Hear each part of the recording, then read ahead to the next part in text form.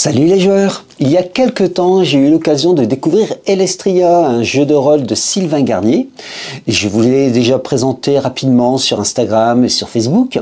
Et en allant à Cannes, j'ai eu le privilège, l'occasion en tout cas, d'interviewer ce jeune homme.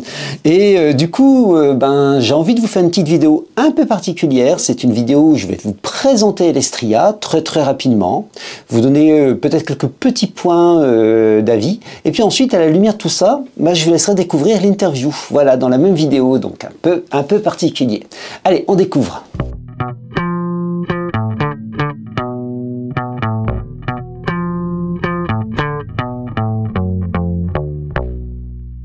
Alors Elestria, c'est d'abord un ouvrage ici qui est cartonné. C'est pas le seul ouvrage de la gamme, hein. On a aussi un scénario qui est en format souple. Je reviendrai peut-être dessus après. C'est un ouvrage d'un peu plus de 200 pages. Il est assez classique mais très élégant. C'est-à-dire que nous avons donc du 2 colonnes par page, donc 4 colonnes au total.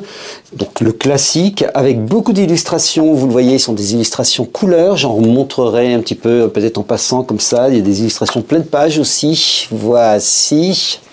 C'est un ouvrage qui vous propose d'incarner des adeptes élémentaires. Et ça, c'est déjà une première curiosité, puisque être élémentaire, en fait, en quelque sorte un peu magicien élémentaire, c'est déjà pas facile à interpréter en jeu de rôle. On n'en trouve que très peu. Terre de légende, il y a eu un supplément dans le jeu de rôle très ancien, Terre de légende, où on peut jouer un élémentaire, mais c'est quand même assez rare, parce que les élémentaires ont des pouvoirs plutôt bien poussés. Imaginons un élémentaire de terre, il peut faire un donjon en 30 secondes. C'est-à-dire, il suffit de passer à travers, d'ouvrir une brèche à travers les parois, et c'est gagné, il arrive au centre du donjon en 30 secondes. Enfin, c'est vraiment très difficile d'incarner un élémentaire. Et Elestria, donc du coup, j'étais très surpris. Alors, tout de suite, pour vous donner une petite critique du livre, il y a un vocabulaire à acquérir. Et ça, c'est pas évident. Surtout que l'auteur nous emmène dans des chemins qui ne sont pas du tout classiques, contrairement à la mise en page, etc. du livre, dans des chemins très particuliers pour nous expliquer les choses. C'est pas compliqué, mais c'est pas l'habitude. Et c'est à la fois rafraîchissant. Je dois vous avouer que c'est très rafraîchissant et très surprenant intellectuellement. Il va falloir travailler un petit peu tout ça. Et du coup, c'est très riche, très riche.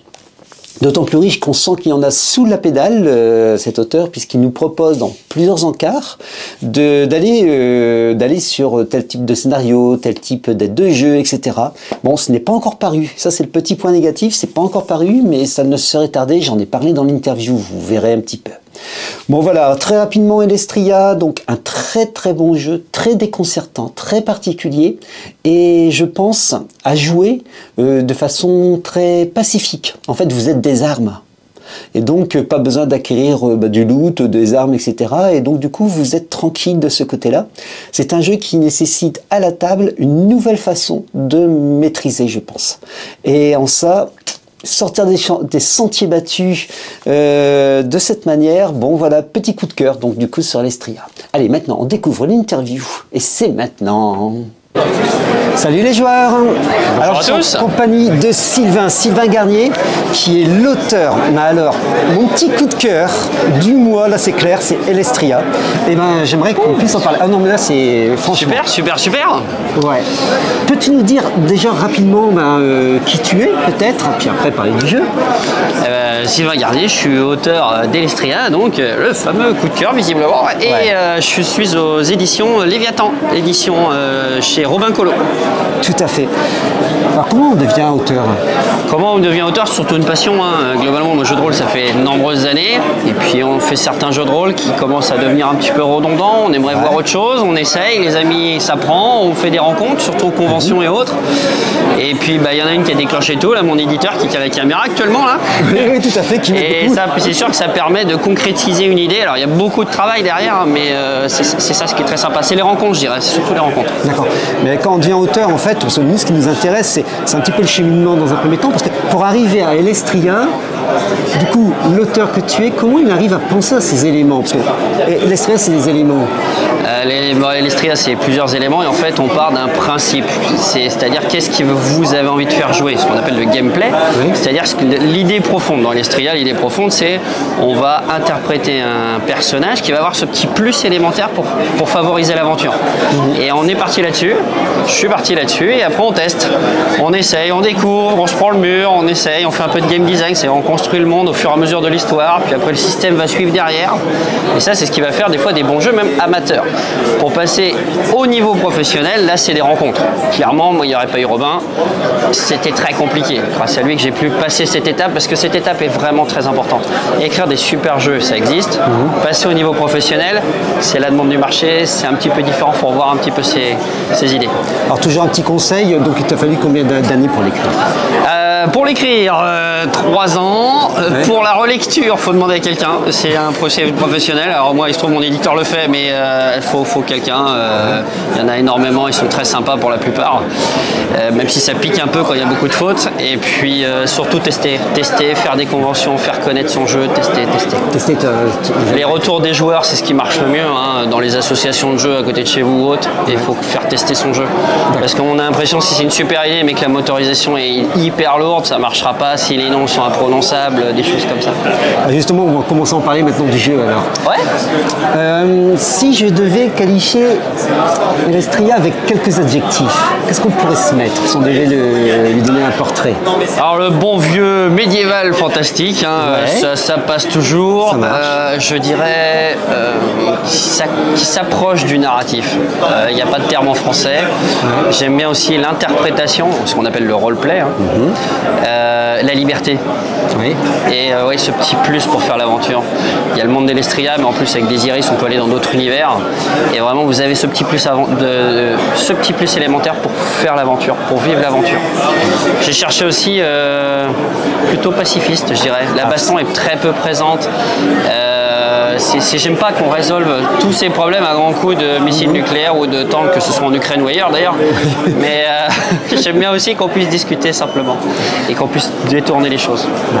Parce que moi, ce qui m'a frappé, effectivement, on joue des élémentaires, c'est bien ça. Hein. Oui, bien sûr. Mais pas que 4 éléments, il y a aussi le métal. Et puis il y a toutes les voies fusionnées.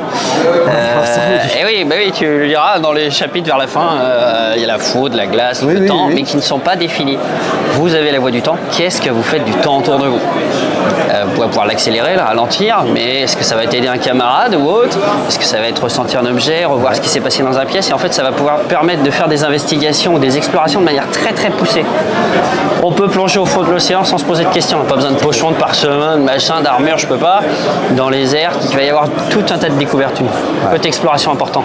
Moi, ce qui m'a frappé, c'est un exemple. Si vous avez envie de passer un mur, il y a une porte, la porte est fermée, vous faites un trou dans le mur parce que c'est mon terre de terre. Vous êtes de la terre, bien sûr. Voilà. En fait, c'est pas un peu culotté ça de donner autant de pouvoir à des personnages? C'est culotté parce que le MJ pourrait avoir peur du pouvoir des joueurs. Et pourquoi il en aurait peur? Et pourquoi on ferait pas l'aventure ensemble?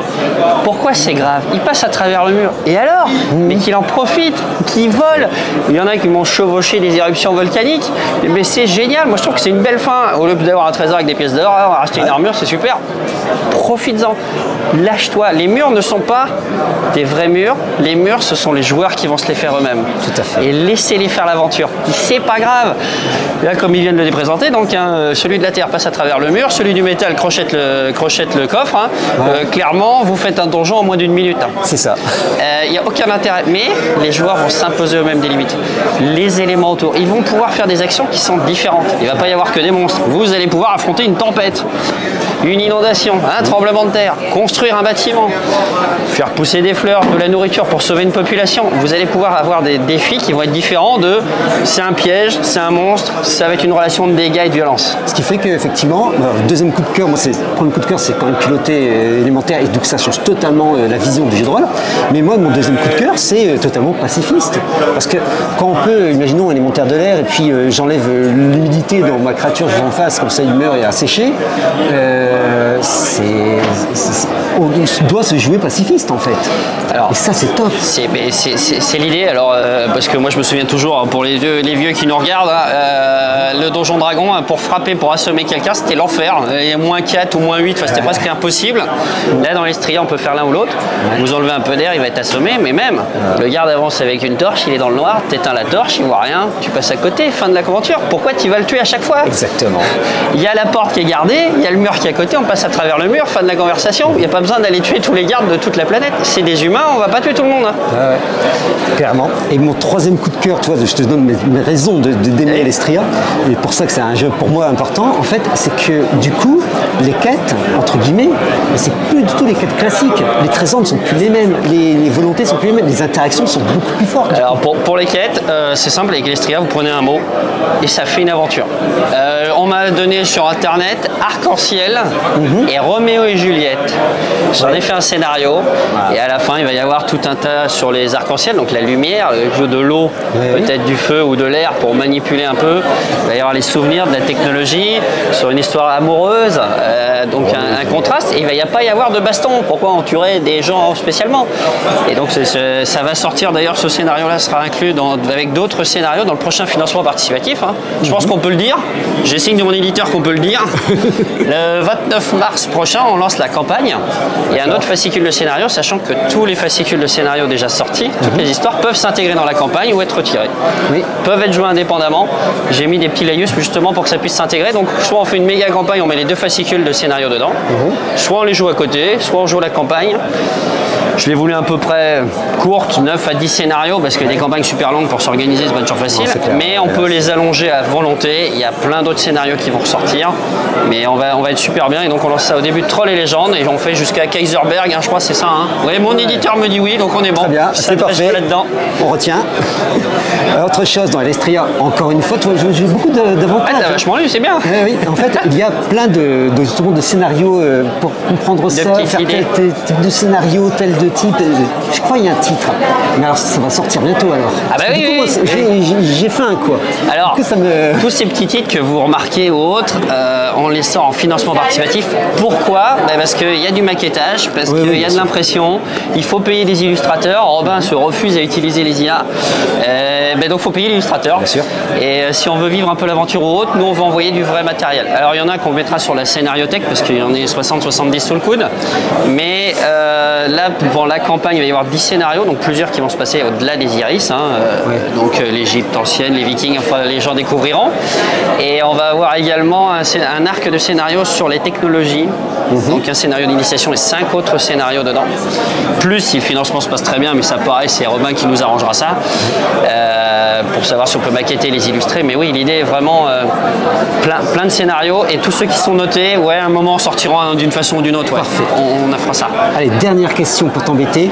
Bon, on va parler de maquettage de maquettes en fait. L'Estria se démarque totalement des autres jeux de rôle parce que couverture blanche, orange, ce qui en plus à l'intérieur les illustrations sont totalement à part. Ça renvoie à un autre monde, à un autre rêve. C'est voulu, c'est de ta part ça? Alors la couverture complètement pour que la gamme puisse se suivre et que dans votre bibliothèque vous ayez, parce qu'on avait prévu déjà de faire un peu la gamme. Alors prévu, puis avec Robin ça va pouvoir se concrétiser. Mais on avait prévu de faire ça. Je voulais que ce soit assez court et surtout que ça se remarque parce que les éléments, comme tu l'as dit, il y en a 6.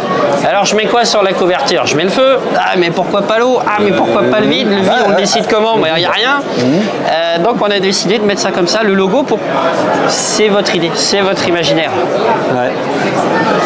Voilà. Ah, vraiment très très bel ouvrage, très particulier. Donc voilà toutes les raisons de mon coup de cœur. Ça me fait plaisir de pouvoir te l'exprimer. Et puis on fera certainement une petite review sur la chaîne. Donc il est temps de se dire au revoir. Et puis on en reparlera. Au revoir à tous. Allez, merci. Salut les joueurs. Salut.